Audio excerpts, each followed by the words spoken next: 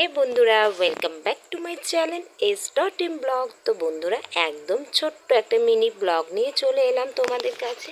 তো দেখতে থাকো ব্লগটা, আশা করি তোমাদের খুব ভালো লাগবে। বাড়ি থেকে বড়মশাইকে নিয়ে বেরিয়ে পড়লাম একদমই গ্রামের বাড়িতে যাচ্ছি, কিছু কাজ আছে।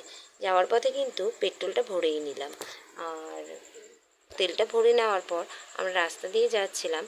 যেতে যেতে দেখলাম যে দেখো আমড়া গাছ, তো আমড়া কিন্তু ধরে আছে। বড়মশাইকে বললাম কটা আমড়া পেড়ে দাও না, তো বড়মশাই কিন্তু আমার হাতে পেড়ে দিয়ে দিল। তো দেখো কারা কারা আমড়া খেতে ভালোবাসো অবশ্যই কমেন্ট করো। একদম ছোট ছোট আমড়া, বেশি বড় হয়নি, বাট দেখতে কিন্তু দারুণ লেগেছিল। তাই বড়মশাইকে বললাম কিছুটা পেটে দাও। তারপরে চলে আসলাম। দেখো গ্রামের বাড়িতে এসেছি, আর দোকানে আসবো না তা তো হয় না। এখান থেকে কিছুটা কাপড়ের পিস নিয়ে নিলাম। তোমরা সবাই জানো আমি গোপালের ড্রেস বানাই, তো সেটাই কাপড়ের নিলাম। আর এই যে দেখো বাড়িটা পার হয়ে গেলাম, এখানেই কিন্তু আমাদের আগেকার বাড়ি ছিল। কটা কাপড় নিয়েছি দেখো, একটা তোমাদের বাড়িতে গিয়েই দেখাচ্ছি, এখন আর সেরকমভাবে দেখাচ্ছি না। চলো বাড়িতে যাওয়া যাক, তারপরে তোমাদেরকে দেখাচ্ছি।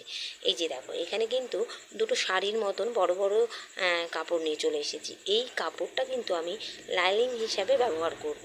কারণ দেখো যখন গোপালের ড্রেসগুলো বানাবো তখন লাইলিংটা দিলে আমাদের কুচিগুলো ফেলতে কিন্তু বেশ ভালো লাগে, আর ড্রেসটাও কিন্তু বেশ ভালো লাগে। তাই আমি দুটো কাপড় বড় বড় নিয়ে নিয়েছি, এটা লাইলিং হিসাবে ব্যবহার করব। আর এখানে দেখো কটা কাপড়ের মানে পিস নিয়ে চলে এসেছি, একদম সুতি কাপড়। এই সুতি কাপড়ের ড্রেসগুলো কিন্তু গোপাল ঠাকুর, রাধাকৃষ্ণ এদেরকে পরালে কিন্তু বেশ আরামদায়ক গরমের দিনে। আর আমি বেশিরভাগ সুতি কাপড়ই ব্যবহার করি, তো যে যেরকম কাপড় বলবে আমি তাকে তো এমনই বানিয়ে দিই।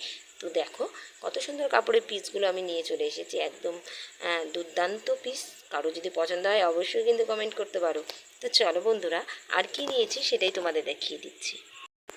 ও বন্ধুরা, আর তোমরা কিন্তু কমেন্ট করে বলো যে এই কাপড়ের কালারগুলো কেমন হয়েছে। এর আগেও অনেকগুলোই নিয়ে এসেছিলাম, এবারও নিয়ে আসলাম। আর এই প্লাস্টিকে কিন্তু একটা দারুণ জিনিস আছে, এটা কিন্তু দুটো বেড কভার আছে। আমরা ওখানে গিয়েছিলাম, তো ওখানে দেখছি সেল দিচ্ছে, কিন্তু এত সুন্দর ভেবেই অবাক লাগছিল জানো তো। তাই বর্মশাই বললো ঝটপট দেরি না করে দুটো নিয়েই নাও। তো বেশ সুন্দর লাগলো, তাই নিয়ে নিলাম। আর বেড কভার একটু নিত্য নতুন পাততে কিন্তু বেশ ভালো লাগে। তো বন্ধুরা, তোমাদের কেমন লাগলো মিনি ব্লগটা অবশ্যই কিন্তু জানিও।